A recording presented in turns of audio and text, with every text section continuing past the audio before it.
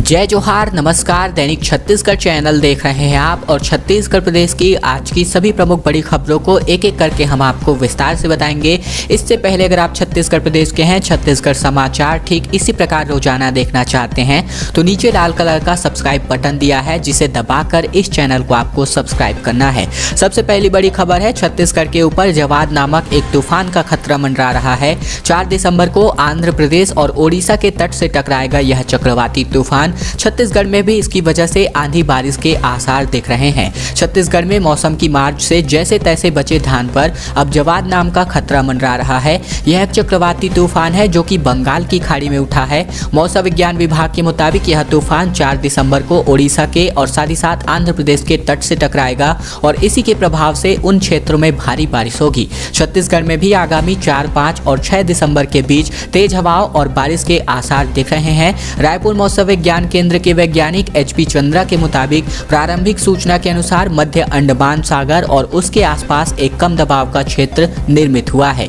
इसी के असर की वजह से उत्तर पश्चिम दिशा की ओर आगे बढ़ते हुए यह अगर 4 दिसंबर की सुबह आंध्र प्रदेश और ओडिशा की तट से टकराने की संभावना बन रही है। और अगर ऐसा होता है तो इसकी वजह से ओडिशा और आंध्र प्रदेश में भारी बारिश होगी। अनुमान है कि ओडिशा और आंध्र प्रदेश से लगे छत्तीसगढ़ के सीमावर्ती जिलों में भी इसके प्रभाव से तेज हवाएं चलेंगी।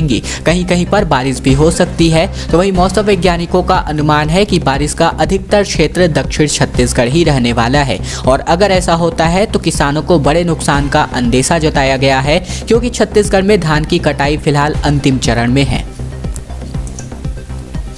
मार्च के पहले हफ्ते से शुरू होगी 10वीं और 12वीं की बोर्ड परीक्षाएं। सिलेबस में होंगी 30% तक की कटौती। माध्यमिक शिक्षा मंडल ने इसका बड़ा फैसला लिया है। छत्तीसगढ़ माध्यमिक शिक्षा मंडल ने बोर्ड परीक्षाओं को लेकर बड़ा फैसला ले लिया है। शिक्षा मंडल ने 10वीं और 12वीं की परीक्षा मार्च के पहले हफ्ते में आयोजित करने का निर्णय लिया है। कोरोना वायरस के चलते इस साल भी पढ़ाई प्रभावित हुई है और यही वजह है कि मंडल ने सिलेबस में इस वर्ष भी 30% की कटौती की है। वही मंडल ने प्रायोगिक परीक्षाओं के लिए भी समय सीमा निर्धारित कर दिया है। प्रायोगिक परीक्षा आगामी 10 से 31 जनवरी तक आयोजित की जानी है। बता दें कि माध्यमिक शिक्षा मंडल ने अभी परीक्षा को लेकर विस्तृत समय सारणी जारी नहीं की है। बताया जा रहा है कि जल्द ही समय सारणी की घोषणा कर दी जाएगी। और अगर ऐसा होता है और अगर आप हमारे चैनल से जुड़े रहते हैं सब्सक्राइब बटन के माध्यम से, तो आप तक जानकारी, लेटेस्ट अपडेट सबसे पहले पहुंच जाएंगी इस चैनल के माध्यम से। भारतीय रेलवे की सुविधा में बेदखली दिख रही है। 6 से लेकर के 10 दिसंबर तक 35 ट्रेनें रद्द कर जा चुकी हैं।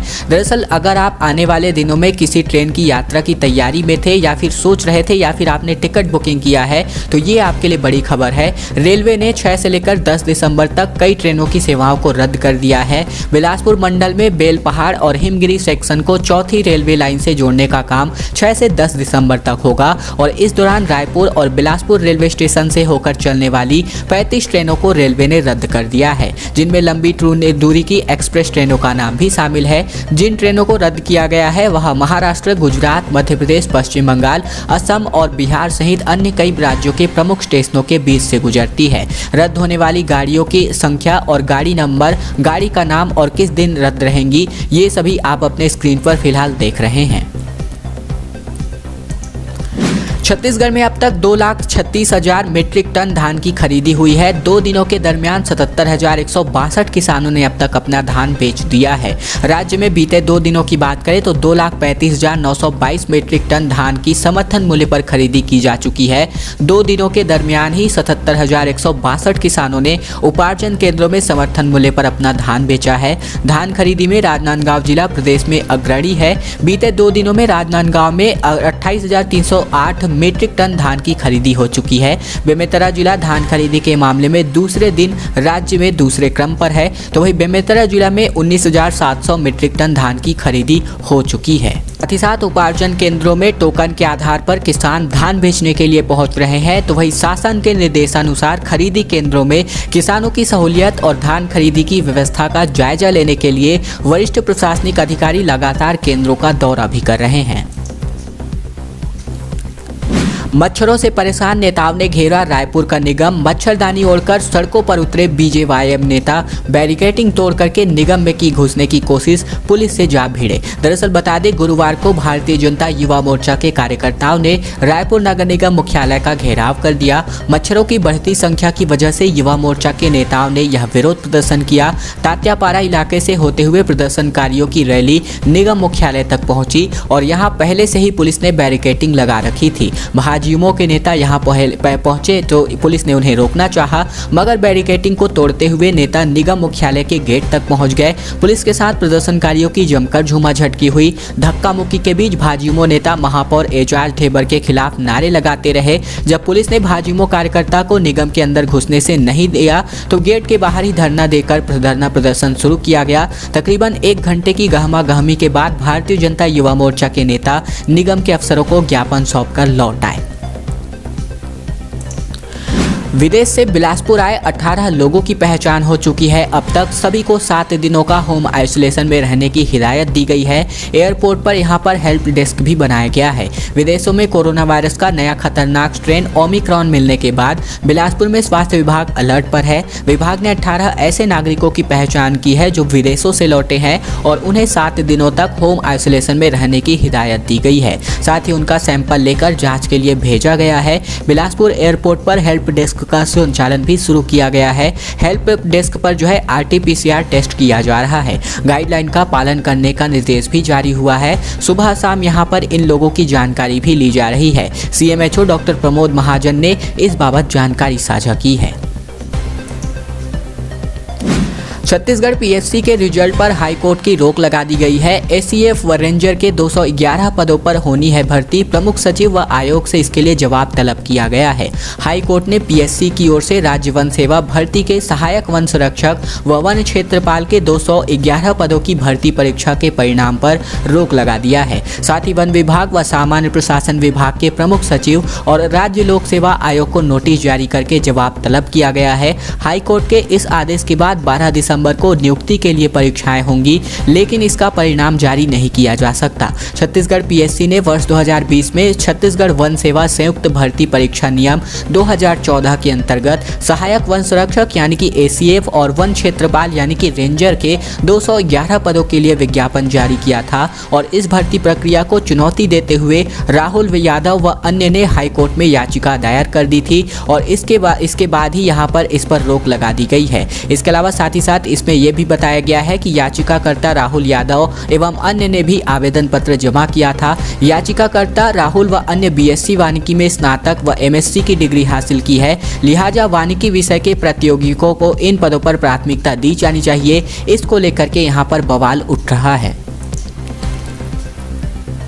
प्रदेश में लगातार ठंड बढ़ती जा रही है। बस्तर को छोड़कर के पूरे छत्तीसगढ़ में ठंड का माहौल है, तो वही बादलों के कारण यहां पर राहत मिल सकती है हल्की मटकी।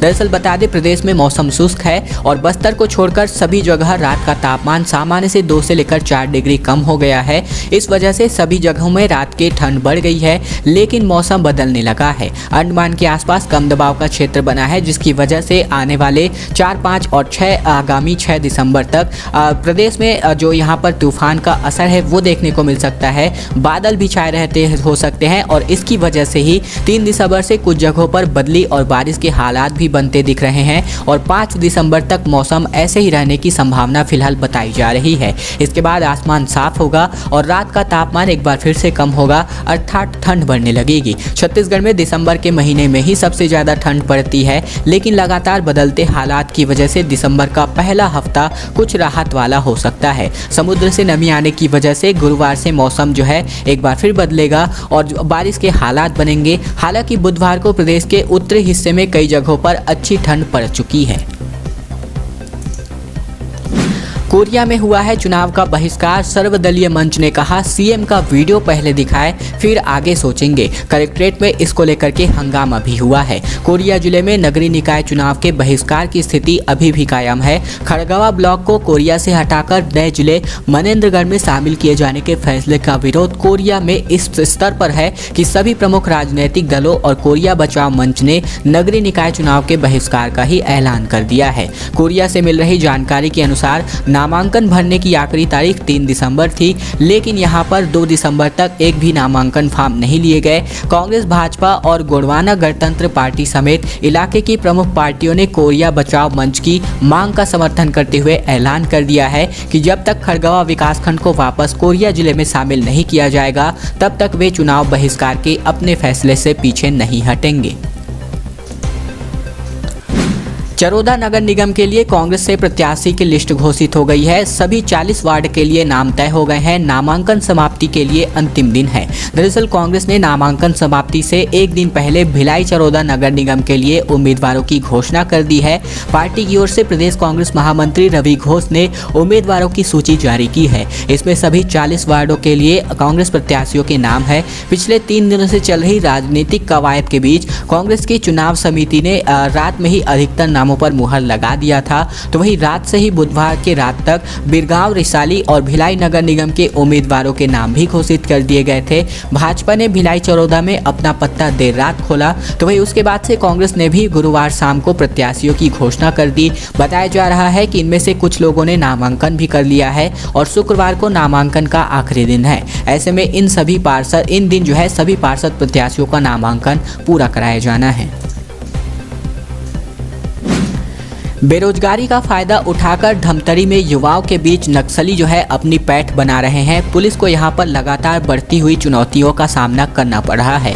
उल्लेखनीय है कि पिछले 35 सालों से नक्सली धमतरी वनांचल को सुरक्षित संग्रहगृह के रूप में इस्तेमाल कर रहे हैं। सबसे पहले दुर्घटना के बाद बस्तर से गरियाबंद, ओडिशा, झारखंड आदि राज्यों में आने जाने के लिए नक्सली धमतरी के नगरी सिहावा वनांचल का उपयोग करते थे। उनके लिए यह सुरक्षित सरगाह के रूप में काम आता रहा है, लेकिन अब नक्सलियों ने इसे ही अपना स्थायी अड्डा भी बना लिया है। जिले की सीमावर्ती चमेदा, सालेभाट, तो वही मालूस, खोई के तथा मैनपुर ब्लॉक के सीमावर्ती गोबरा और छोटे गोबरा तथा अब तक इनके ठिकानों के रूप में काम आता रहा है। यही वजह है कि नक्सलियों का यह पसंदीदा इलाका बनता जा रहा है। रोजगार और अन्य सुविधाएं भी जरूरी हैं। बेरोजगारी और अभाव की जिंदगी के चलते नक्सलियों के संगठन से जिले के कई युवा आकर्षक पैकेज के प्रलोभन से जुड़ रहे हैं। खुफिया सूत्रों के मुताबिक जिले की लगभग 50 से अधिक युवक सीता नदी दलम, साथ ही साथ गोबरा दलम समेत विभिन्न संगठनों से परोक्ष या फिर अपरोक्ष रूप से जुड़े हुए हैं।